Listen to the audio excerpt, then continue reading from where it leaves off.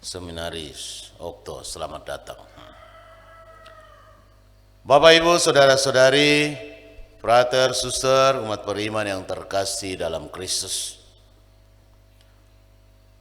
Jikalau hidup keagamaanmu tidak lebih benar daripada hidup keagamaan para ahli Taurat dan orang Farisi, kalian tidak layak masuk ke dalam kerajaan surga.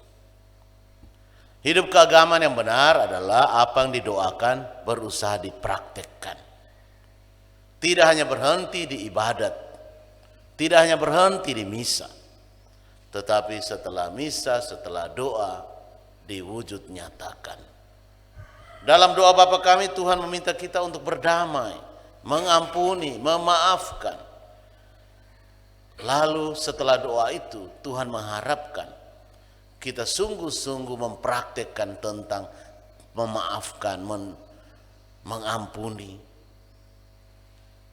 Tidak mengingat-ingat kesalahan orang.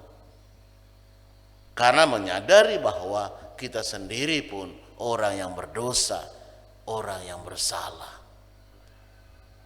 Maka ketika kita berdoa tapi hati kita masih bergejolak, belum berdamai, masih terus marah, maka tidak ada guna doa itu. Tinggalkanlah persembahanmu, atau tinggalkanlah doamu itu, tinggalkanlah misamu itu, kalau engkau tidak mau berdamai dan tidak bisa berdamai. Artinya mau Yesus katakan bahwa misa itu menjadi tidak penting, karena ternyata misa itu mungkin hanya sandiwara supaya kita kelihatan sebagai orang beriman. Tetapi kenyataannya kita tidak mau berdamai, tidak mau memaafkan. Maka doa menjadi tidak membawa buah, tidak membawa hasil. Doa yang kering, doa yang tandus. Hanya sekedar mulut mengucapkan, tapi tidak masuk ke dalam hati, tidak masuk ke dalam penghayatan. Maka doa yang seperti ini tentu tidak akan menghasilkan berkat. Maka seringkali kenapa doa-doa kita tidak dijawab oleh Tuhan? Novena-novena kita tidak dijawab oleh Tuhan. Karena kita berdoa dengan kering, dengan hati yang kering.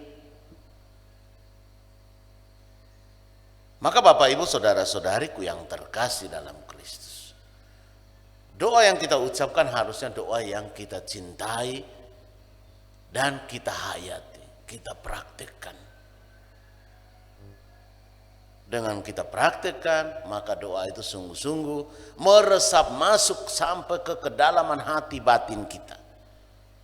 Sehingga setelah itu merubah hidup kita, merubah hati kita, merubah pikiran kita.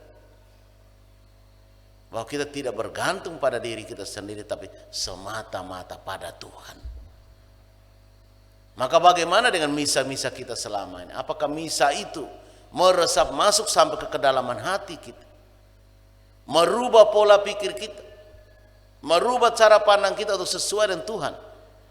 Ataukah baru sebatas acara, baru sebatas istilahnya hanya sekedar mengikuti ramai saja?